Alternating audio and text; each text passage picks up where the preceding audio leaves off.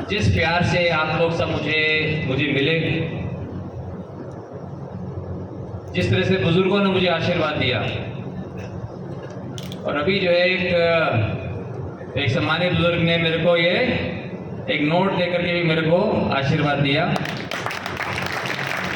ये आप सबकी जो भावनाएं हैं, मैं आपके बीच में 30 साल से आपके बीच में आ रहा हूं, और आपसे मेरा रिश्ता जोड़ा स्वर्गीय बाबूजी ने, ओम प्रकाश जिंदल जी ने।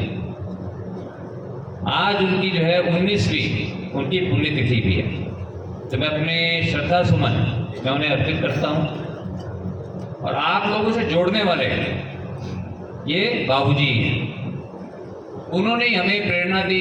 जो भी जीवन में किया हमने काम उनकी प्रेरणा से ही किया।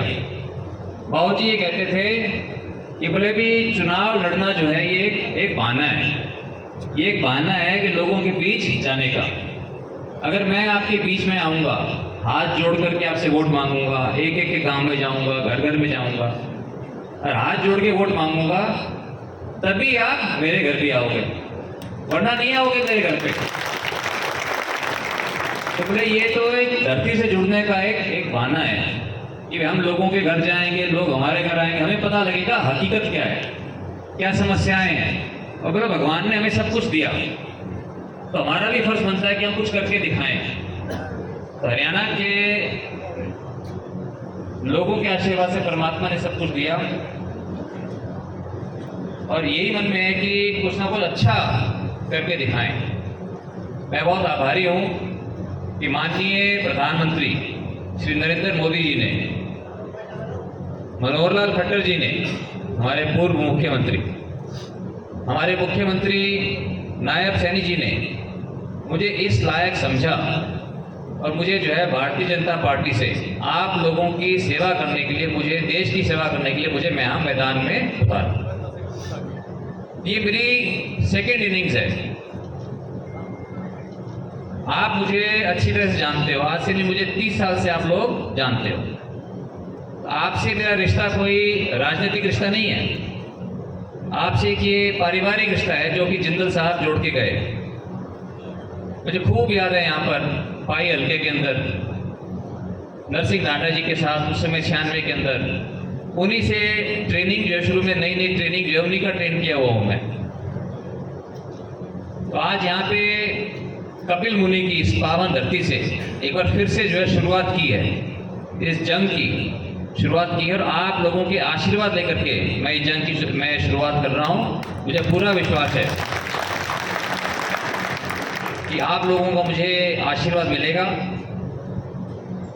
और मैं ज़्यादा मैं नहीं कहना चाहता पार्टी के बारे में, जो पिछले 10 सालों के अंदर काम हुआ है देश के अंदर, जो माननीय मोदी जी ने हर क्षेत्र के अंदर, हम सड़कों की बात करें, हवाई अड्डों की बात करें, रोजगार की बात करें, आज देश का नाम, हम तो पूरे विदेशों में घूमते हैं तो बहुत इज्जत से लोग भारत का नाम लेते हैं, बहुत इज्जत से लोग मोदी जी का नाम लेते हैं। हमें भी बहुत बहुत गर्व होता है कि वो हम सबके प्रधानमंत्री हैं। तो ये मेरा बहुत सौभाग्य है, बहुत बड़ा सौभाग्य है जो मुझे सेवा का मौका मिलेगा कि मैं मिल करके जो उन्होंने जो विकसित भारत का जो सपना देखा है, उस विकसित भारत के सपने के अंदर मैं अपना भी योगदान देना चाहता हूँ।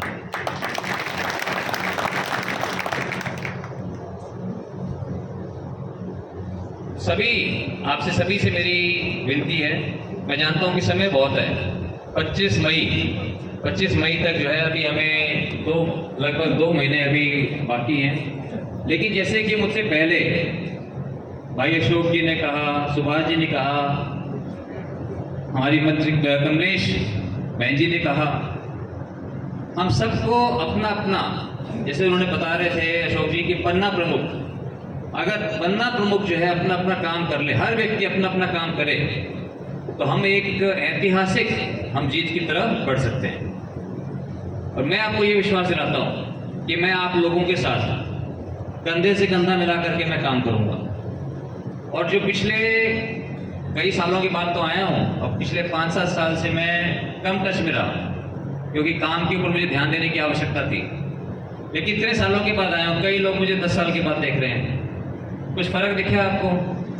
कुछ वजन बढ़ा हुआ दिखा? कोई कमर बढ़ी हुई दिखी? ठीक है, इसलिए जो है कुछ अनुभव बढ़ गया। अब सोचता तो हूँ कुछ समझ भी पड़ी होगी थोड़ी बहुत, इसलिए जरूर समय के बाद आया हूँ। लेकिन जो है मैं ये भी मानता हूँ कि शरीर जो है किसी भी व्यक्ति का मंदिर होता है, तो अपने शरीर रूपी मंदिर को भी बहुत हमें ध्यान रखना है कि इसके अंदर क्या हम डालें, क्या इसके साथ करें, क्योंकि हम शरीर का ध्यान रख देंगे तो शरीर भी हमारा ध्यान रखेगा। तो ये बातें खैर मैं बाद में जब अलग अलग मीटिंगें होंगी उसके अंदर जो है इन बातों को भी हम चर्चा करेंगे, क्योंकि एक मन में एक इच्छा है कि अपने सपनों के भारत के निर्माण करने का, और हमारे लिए एक बहुत अच्छा मौका है कि हमारे लिए कितने बड़े सौभाग्य की बात है।